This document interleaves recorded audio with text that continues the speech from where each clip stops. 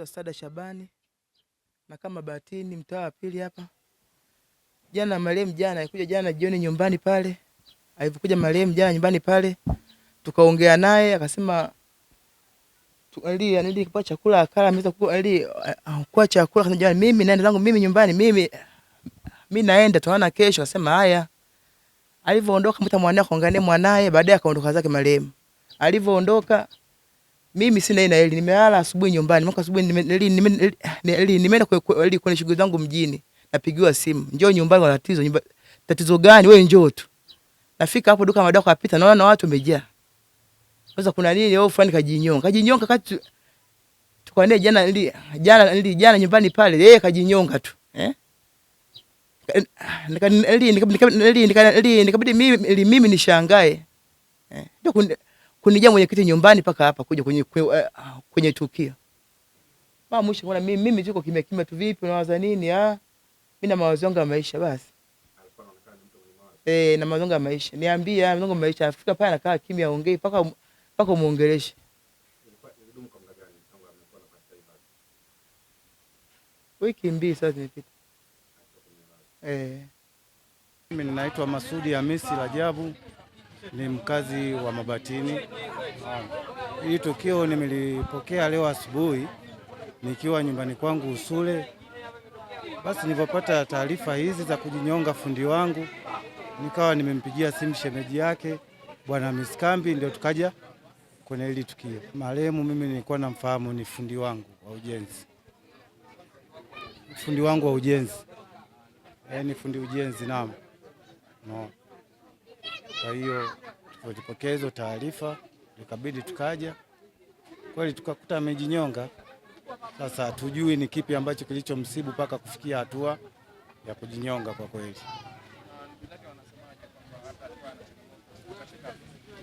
Hapana, yule ndugu yake mmoja alikuwa anasema kwa hali ya jana hakuwa katika hali ya kawaida.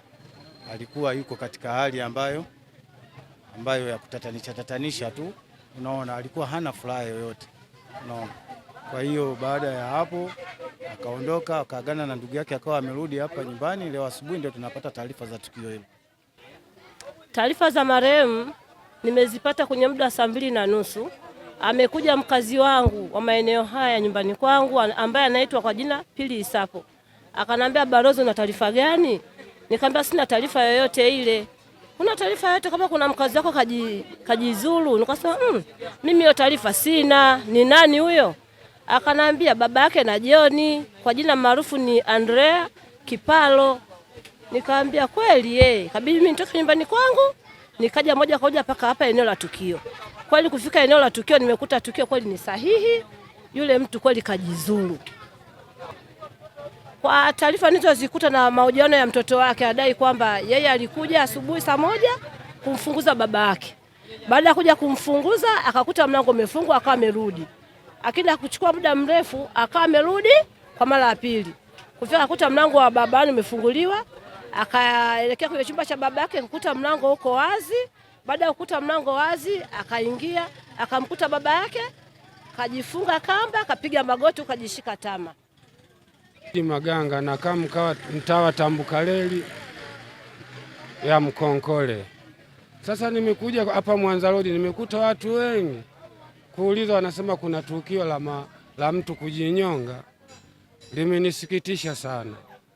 Awe kijana au mzee mwenzangu wa makamo yangu, tukio hili ni la maamuzi magumu, ni la kusikitisha. Nacho washauri vijana, wazee wenzangu wa malika ya kati, lisije kaja kutokea tukio kama hili. Kama kuna matatizo, tunawasogeza wazee wenzio wa karibu ili kupata ushauri, au kijana mwenzio au wa malika yako kupata ushauri kama yanayokusibu. Naitwa Chausiku Shabani, nakaa mtaa wa Tambukareli, mtaa wa Konkole. Huyu kijana nilikuwa namfahamu vizuri sana, lakini alikuwa hana tatizo lolote. Alikuwa agombani na mtu, alikuwa ni mjezi wa majumba. Na shangaa kusikia na Joni amejinyonga. Kwa kweli nimesikitika sana kusikia tatizo kama hilo. Lakini alikuwa hana ugomvi na mtu yoyote na wala hagombani na mtu yoyote. Kazi yake ilikuwa ujenzi, dada anakunywa na pombe kidogo. Tulikuwa tunaishi naye mtaa mmoja, mtaa wa Mwanza Road. Nilivyohamia Tambukareli ndo nimesikia tatizo kama hili. Ndo nimeona hebu nikamwangalie. Ndo kanambia anaitwa John. Nikawa nimemfahamu lakini hana tatizo lolote la kwangu ndo hili.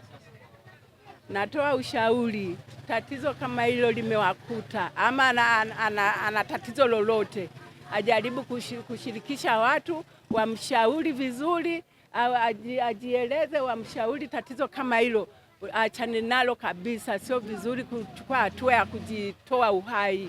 Sasa ni simple tu, waone Viva Promotion kwa mahitaji ya printing aina zote kama vile mabango size zote na aina zote, 3D, 2D na banners, vibao vya maofisini au sehemu za biashara kama hoteli, lodge na kadhalika. Viva Promotions wana print t-shirt na jezi, wanafanya branding ya ofisi kuipa muonekano wa nje wa kuvutia. Wanapatikana Tabora mjini, mtaa wa shule, jirani na chuo cha utumishi wa umma Uhazili. Simu namba 0762484266.